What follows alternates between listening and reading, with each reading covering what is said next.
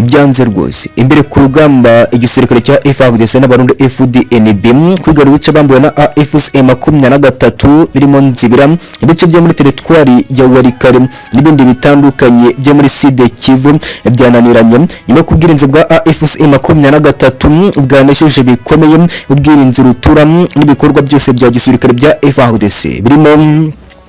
kuyobya ndetse no kurwanya ibitero by'indege za FARDC mu bwoko bwa Sukhoi 25 CH4 Apache 2 Migi ndetse n'izindi zikoreshwa na FARDC ndetse n'igisirikare cy'undi FDNB mu kagabo bitero kuri AFC M23 kugeza ubu ugiye kumvikana ibitero bishya bya FARDC byongeye gupfubwa na AFC M23 by'indege zibasira ibice bigenzurwa na AFC M23 hafi na Bukavu mu bice bigenzurwa na AFC M23 no operation rutura z'ibitero by'imbaraga byari byagabwe na FARDC kuri AFC M23 ubwo ki M23 yitwaye ku rugamba mu gusubiza ibitero byose bya FARDC ibi byose byongeye gutitiza coalition ese ibikorwa byose byo kwisubiza ibice biri gutegurwa na FARDC mu bitero by'ubutitsa biri kugabwa kuri AFC M23 biteye bite M23 n'ubuhe bwirinzi rutura iri gukoresha imbere ku rugamba bwongeye gutitiza Kinshasa bugatuma FARDC n'abarundi batagera ku ntego yo kurasa kuri AFC M23 ibi byose turaje tubivuge hagati aho u Rwanda rwongeye kwemeza ko ibigano hagati n'u Burundi bishingiye ku makimbirane ya diplomasi ari hagati y'ibihugu byombi byanze bwa nyuma bwongeye gushora byinshi ku bikorwa byose by'abarundi mu ntambara kumvikana ku butaka bwa Congo hagati ya M23 na coalition ya FARDC gushinja u Rwanda gufasha AFC M23 n'ibindi birego ngo by'icyitiro byashijwe hagati ku ruhande rw'u Rwanda bikozwe n'u Burundi ibi byose byongeye gutanga amakuru menshi nyuma yuko indege ya mbere y'u Burundi byongeye kwemezwa ko yavogera ubutaka bw'u Rwanda nyuma kwibwa na AFC M23 ibi nabyo n'andi makuru mashya mu bikorwa byose by'intambara rutura igikomeje gututumba mu karere n'ibyo bikorwa byose bya FARDC ndetse na M23 hagati y'u Rwanda n'u Burundi ibi byose turaje tubyinjiremo kamwe ku kandi hagati aho muri teritwari ya Uvira rwagati ubwicanyi rutura buri gukorwa na coalition ya FARDC bukomeje gufatira ku buryo bukomeye kugeza ubu abavuga mu Kinyarwanda n'ubwoko bw'abatutsi kugeza ubu bari kwitwa ibyitso bya AFC M23 bakomeje gukora ibitero bikomeye na FARDC biciye mu basirikare ba Wazalendo barwana ku ruhande rwa Kinshasa ibi byose bikongera kuba inkuru z'agahinda zongeye guhagurutsa AFC M23 abatayajya bongera gutabaza AFC M23 gutabarira kure ibikorwa by'ubugizi bwa nabi biri gukorwa na Etat Major sa FARDC kugeza ubu hari kongera gutegurwa ibikorwa bishya n'ibikorwa bihutiweho bya AFC M23 byo gutabara teritwari ya Uvira ese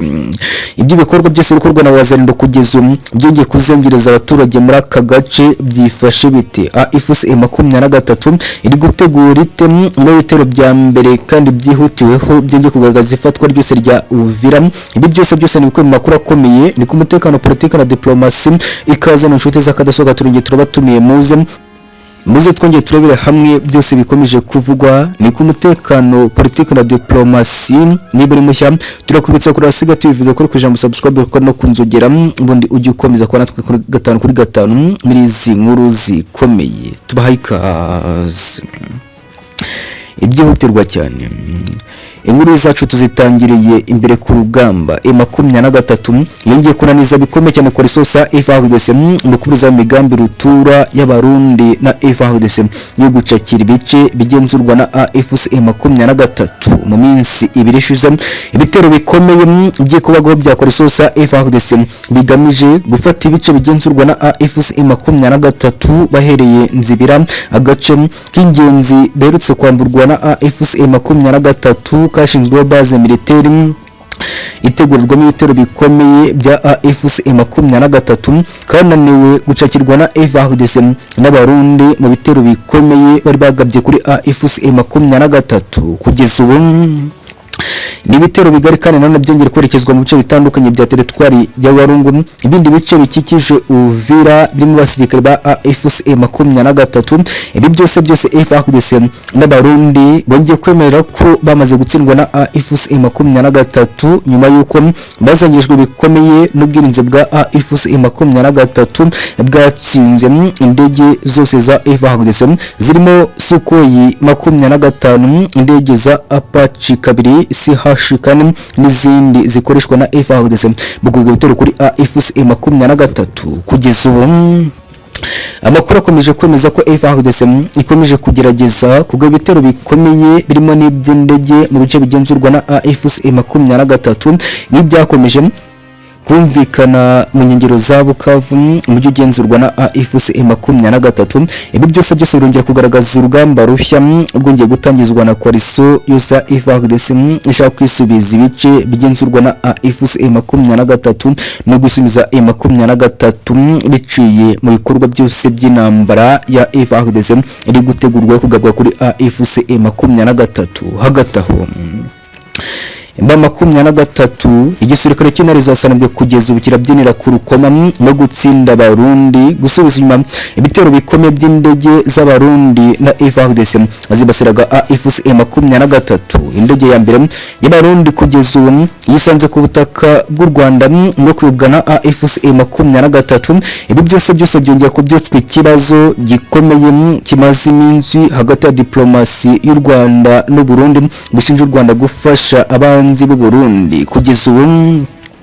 indege byongeye kwemezwa ko yayoborejwe na AFC M23 ubwo yoherezwaga mu bice bigenzurwa na AFC M23. Ibi bikongera kugaragaza bwa budahangarwa bwa AFC M23 mu gukomeza gukoresha ubwirinzi bw'ikirere mu bice bigenzurwa na AFC M23. Kugeza ubu